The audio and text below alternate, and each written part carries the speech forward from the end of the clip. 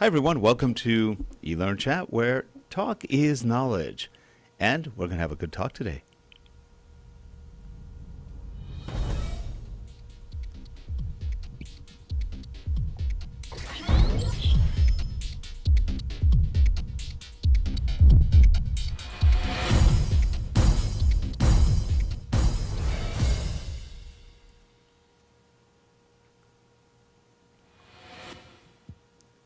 Hi, everyone. I'm Rick Zanotti, and welcome to eLearnChat.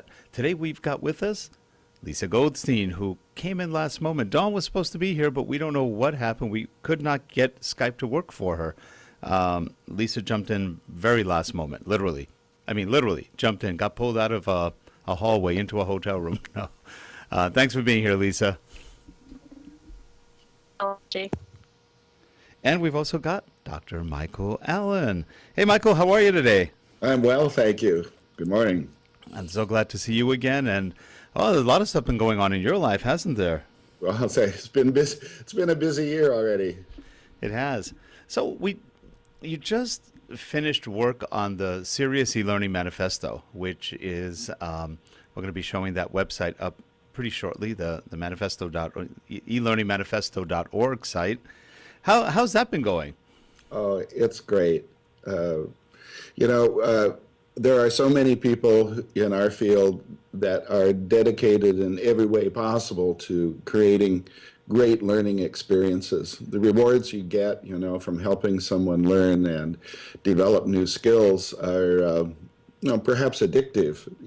They make you feel really good that you've helped someone. And so we see so many people working very, very, very hard.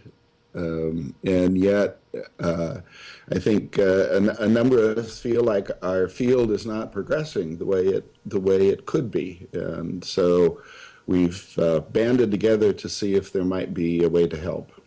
Michael, one thing I find really interesting in the industry, and to this day I still hear it.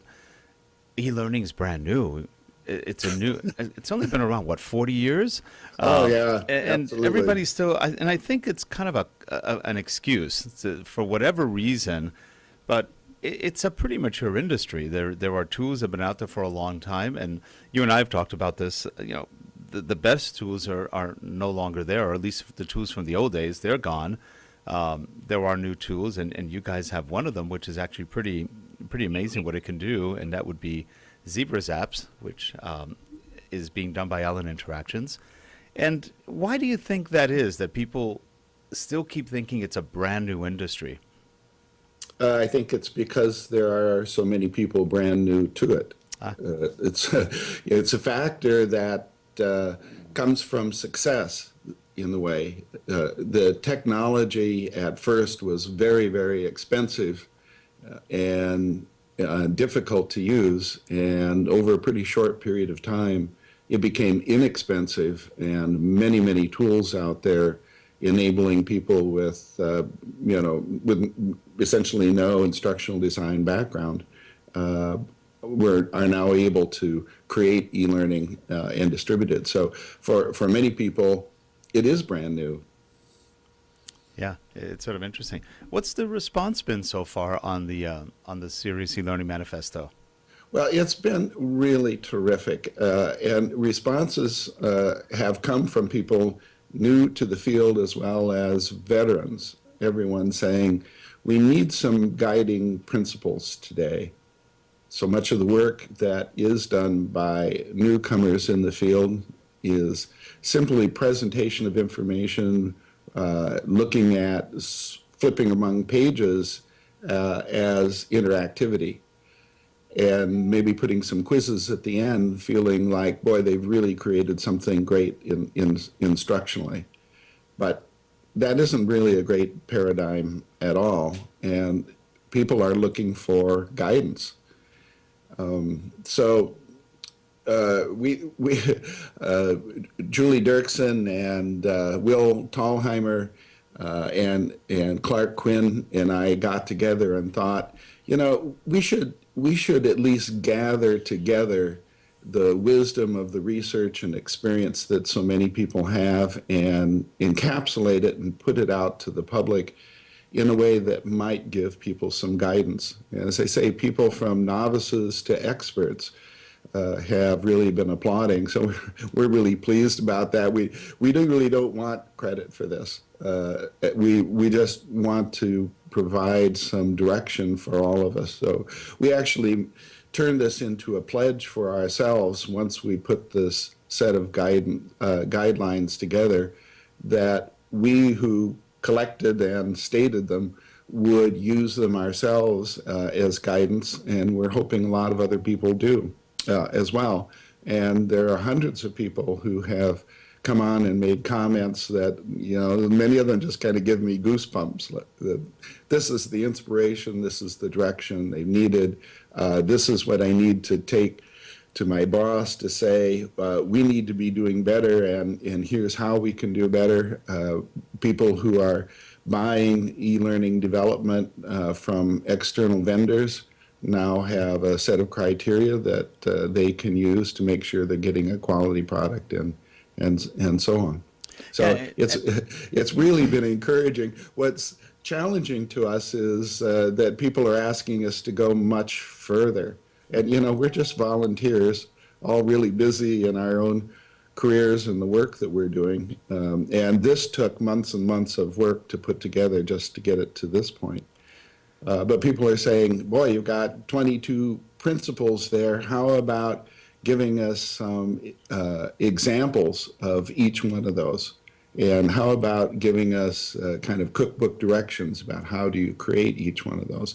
And while we all agree that those would be terrific, if it's just the four of us that are going to carry these ideas forward, then it's going to be slow going. But there are so many people who are behind this, and we're saying, you know, if you've got a little time, please help us out. Put some examples together or give presentations on the topic and help us spread the word. As we need this to be not a movement of four people, but a disruptive movement in the entire industry.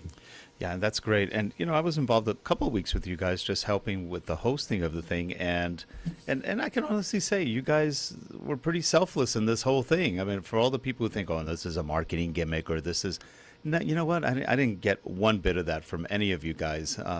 In fact, if anything, it did feel selfless, and it's kind of a cry for help out there, saying, you know, we really want to do a better job, and it's hard, and it is hard in terms of dealing with the customers who say, well, yeah, we want all that, but we don't want to pay more. Now that's one of the big issues that a lot of people have. It's, you know, and it's sometimes it does cost more, but other times it doesn't, and a lot of it I think stems from the writing more than anything else. Meaning, if we stop it at the writing part, what do you think about the claim that a lot of people say, well, it's just so much more expensive to do good e-learning? Yeah, I don't think that's the case. In many cases, it's going to cost no more. It's just rearranging events and constructing them somewhat differently. But I'll give you an example. The most common thing to do is to present pages of information. Could be presented through video, could be presented through text, could be presented through any kind of media, followed then by some questions to see if you were paying attention, basically. We know that paradigm is not only overworked, but it doesn't work very well, and it's not very efficient. And I do think that one of the things we have to look at continuously is, are we making good use of the learner's time? You know, that time that they have is irreplaceable, and when they give it to us for learning, we should make sure that we use it really, really well. So to keep the cost absolutely contained in my example here, one of the better things to do is to switch those two events around.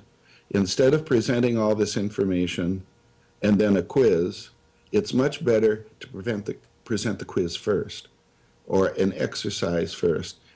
If people already have developed the skills and the knowledge to do well on that quiz, then you shouldn't waste their time trying to teach them what they already know. You know, you should say, you've really got great skills. You've really got the knowledge you need. Let's pass you on to the next event, or let's give you your certificate or whatever, and be done. And so we've really economized on their time, and we haven't put any more effort into doing what we are going to do in the e-learning than we would have if we had spent the upfront time telling them all this stuff that we assume they don't know.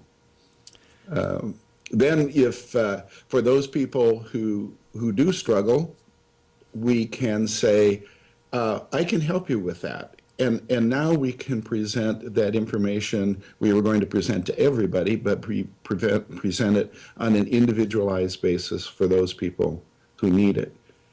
Now, I don't mean to be suggesting that just presentation of information is good instructional design, but what I am trying to say here is that with absolutely no more cost, no more effort, you can create a much more effective learning experience just by rearranging the sequence in which you do things.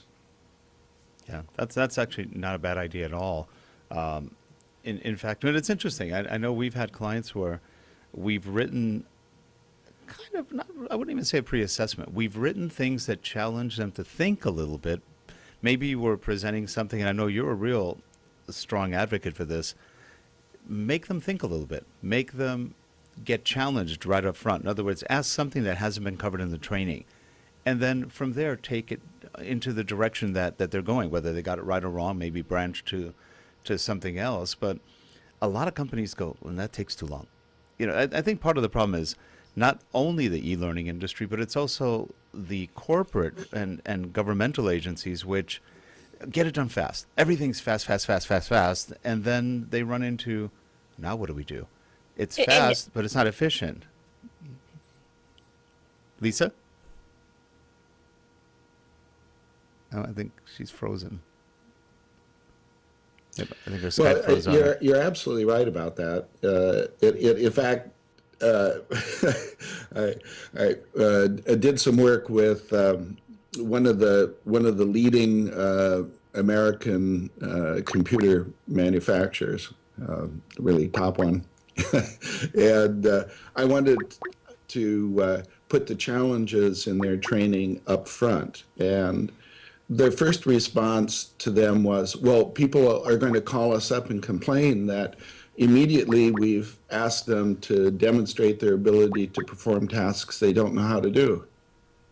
Right. And I said, okay, so they're going to call you up and tell you that they need the training that you're just about to present to them. Really? And would that be a bad thing if that happened? Oh, well, okay. I guess that's a different way of thinking about it, isn't it? And I said, so much training is so boring, and many employees will look at this and feel like, I don't need it. So how about proving the case right at the beginning, whether they do or they don't need it? Because they might be right in a lot of cases. And when they're not right, and you give them a challenge, now they're really awake, aren't they? Because this wasn't as easy as they thought it was going to be. You kind of think of the brain as a muscle a little bit, and if you want to build muscles, you got to work them. So if you want to build skills and knowledge, you got to work your brain. And the great thing about e-learning is we can make those mental exercises fun and addictive. There are a lot of games out there that really only teach you strategies of how to play the game. So it doesn't give you transferable skills, but they prove that if challenges are at the right level, that it's sort of addictive to our brains. We want to do more and more and more of them. And e-learning should be that way too. You shouldn't be exhausted and relieved that you finally made it through a module of e-learning. You ought to be feeling like, gee, I wish there were more to this module. I want to keep going. Yeah. I started to ask a question earlier, Michael. I don't know if you could hear me because my Skype connection was lost for a moment. But I really like what you're saying about instead of just following the, it's a chocolate or vanilla model, for e-learning, but to really just design it in such a way that it, it's about, what's best for the learner. And if that means completely breaking from tradition in order to accomplish that, it sounds like you're for that. Absolutely. In fact, I think a lot of our traditions are really bad medicine, and we need to break from them. Rick was mentioning a little bit earlier that there has been some criticism of the manifesto that we put this together for self-promotion or other reasons, which really is not true. And I know it's disturbing to our team to hear those accusations, because we know they're not true. But I also try to remind our team and all the people working on this movement that if you want to be disruptive, you got to know there are going to be criticisms. Yeah. Right, exactly. Yeah, if we weren't getting criticisms, I'd feel like we don't have a chance of disrupting things, to get people to break from some really nasty traditions that exist in e-learning and start doing things differently. Yeah, you have the manifesto up there, which I think is really good. And let me just mention a few things that are on that list. First of all, we have the values and principles for serious e-learning. And our first one is that it should be performance focused. You really should help people improve their performance skills as a result of the learning, not just facts that they can remember, because it's often very hard to turn facts into applied behaviors. And so we need to take people all the way through to performance. And that often means helping people understand under what circumstances you should do what.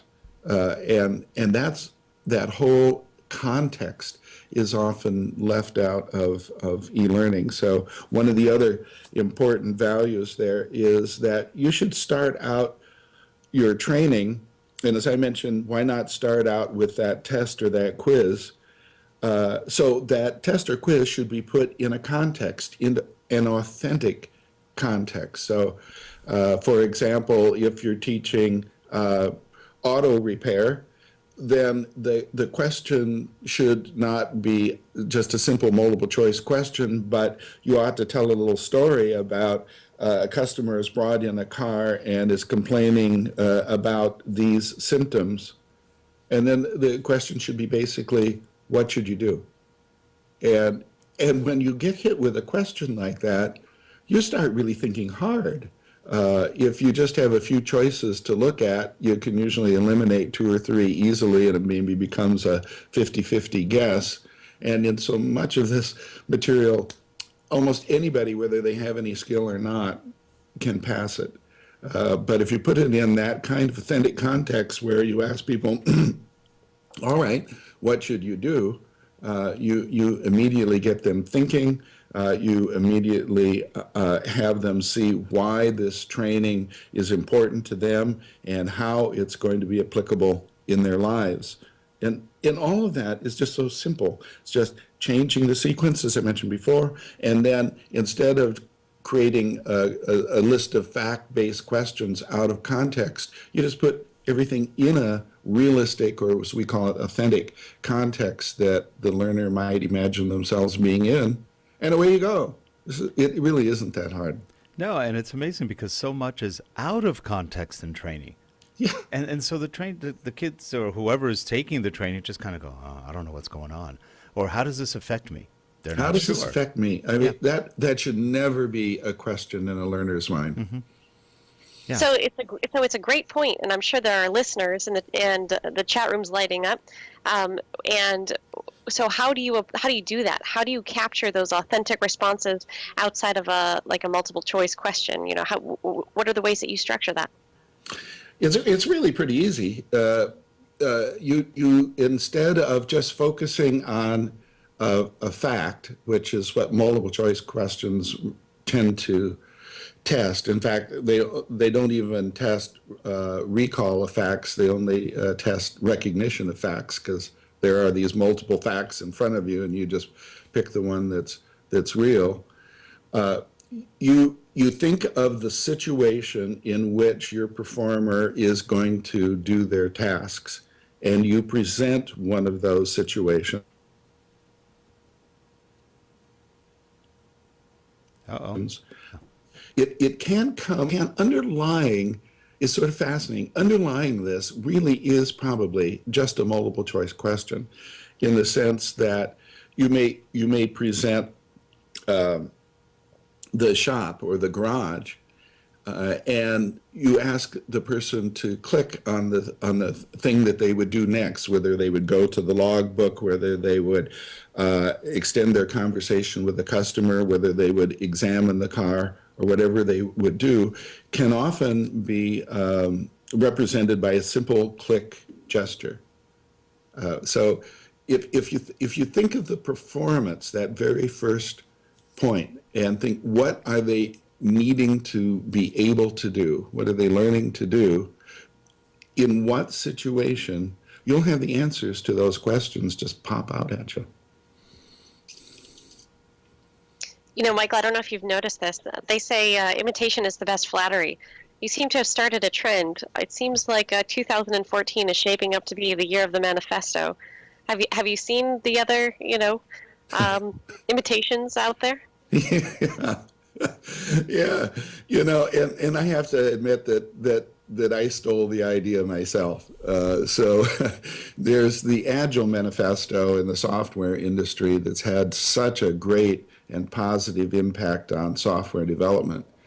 And when our team got together to figure out how we could be disruptive, we were blank for some months. We all said we've been writing and speaking about the damaging traditions that exist in e-learning, and the opportunities to do such great things. People need to do those great things, and yet we see more of the page turner, narrated slides, all the kind of stuff that we really feel is weak. Going on, and didn't know what to do. But then when I saw how successful the Agile Manifesto was, I thought we ought to try that. And your observations are right. I certainly chuckle at that I see, well, lots of manifestos popping up.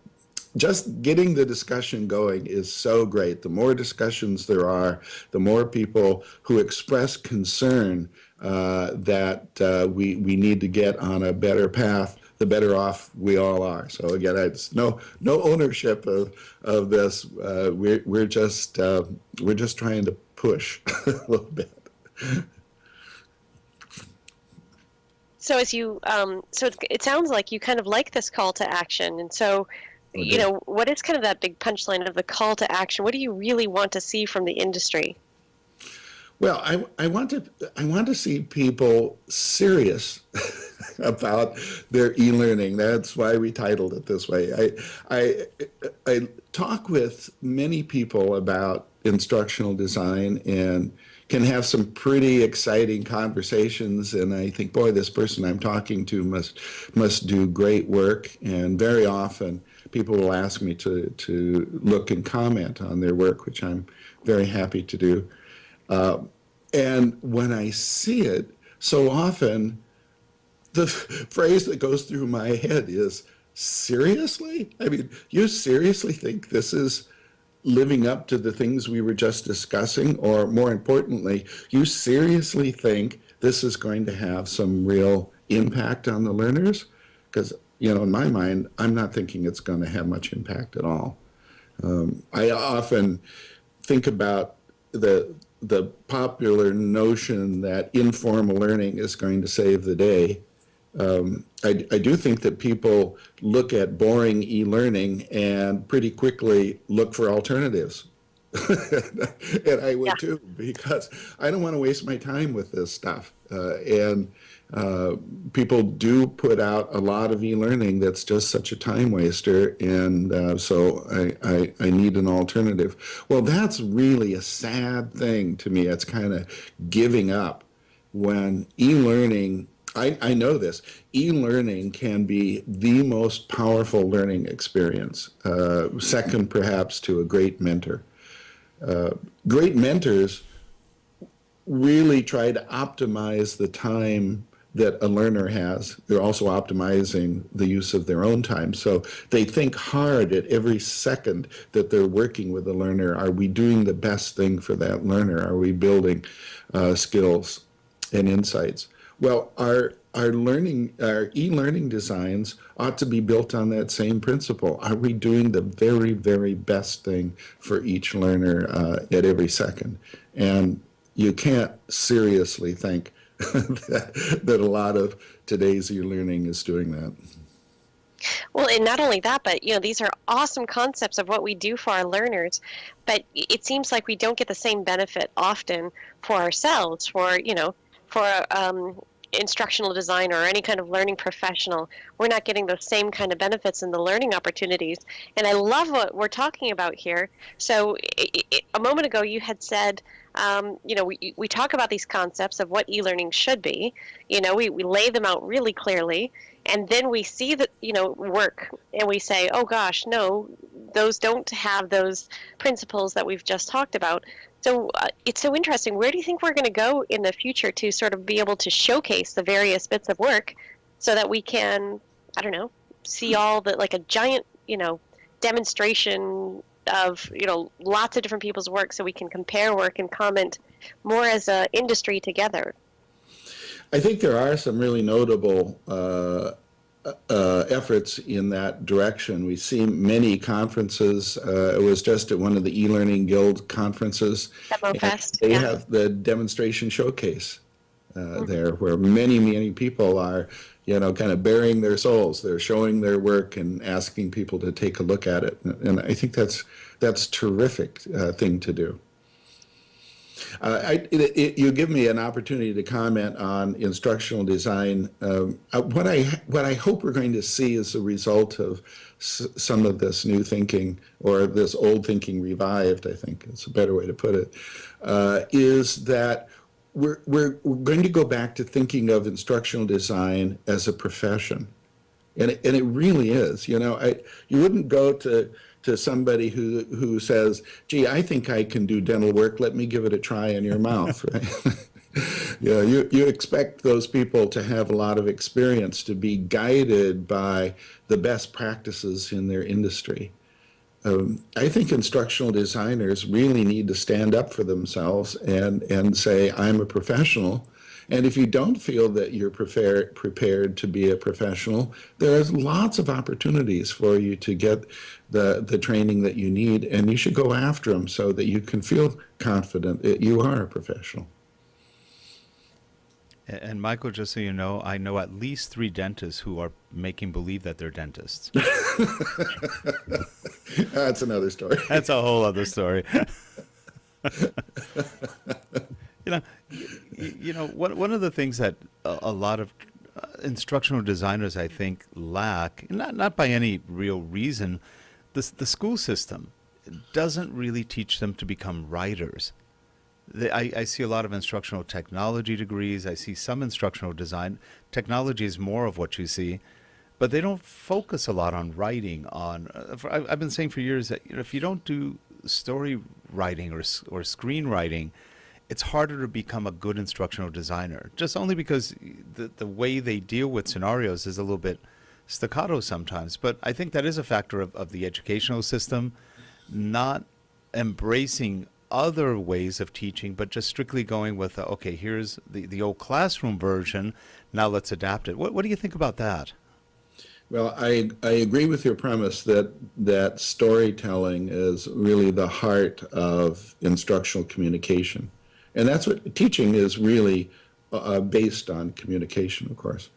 And I know in my studios, as we build them, it's much easier for me to teach writers to become instructional designers than it is for me to teach instructional designers to become writers. Mm-hmm. But very often those two skills are very closely related, and people who are good at one are good at the other.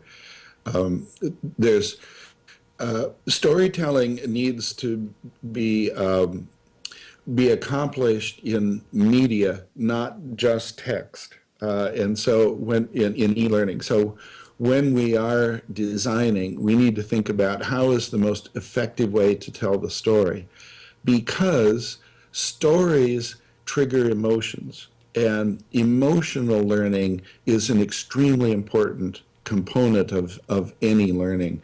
I often argue, and I think correctly, that we make most of our decisions emotionally first and then try to justify them as being the right decision rationally second. You know, and so we know what we want the answer to be. Now, can we justify it? Is the way we often think. So emotions and rational thinking are integrated in very complex and important ways. And if we want to get people to throw their full brain and their energy, get that muscle effect in their head, we need to tell stories, or to create these authentic contexts, which are very much stories, in a way that grips people and that they care about this. You know, it's very hard to care about a multiple choice question except that you want to get a passing score. I'm sorry, but if you present a story in which you're at a customer service desk and an unhappy customer comes in and starts railing and ranting about things, you know right away that your emotional fuse is burning and your intellectual fuse is burning at the same time, and you get involved in this. And it's so simple to get that going with just a few right words or a few right pictures, a great storytelling context. It energizes the whole learning process. Yeah, and another thing that a lot of people don't do is they don't humanize the training, meaning it becomes like a tech manual. So Yeah. as a result, people are just flat in it. There's no emotion, zero. Yeah, right. And so they don't relate to it in any which way. I had one client tell me, you know, our employees don't appreciate humor. I knew right away I didn't want to work there if that was true. But I got to tell you that a lot of designers stay away from humor because they're afraid that somebody won't find it funny or somebody will take offense at it. And so in corporate situations, you know, you do see a lot of the emotional aspects just wrung out of it. Yep. To make it as dry. Sometimes I think people equate being as neutral as possible with being corporate or being professional. Right. Yeah. Well, you also have the issue of lawyer-run learning, and that's always been an issue. We run into that literally all the time. We work with a lot of financial companies, and lawyer-run learning. Nothing gets by the lawyers, and of course, lawyers sanitize it to the point of dead. So.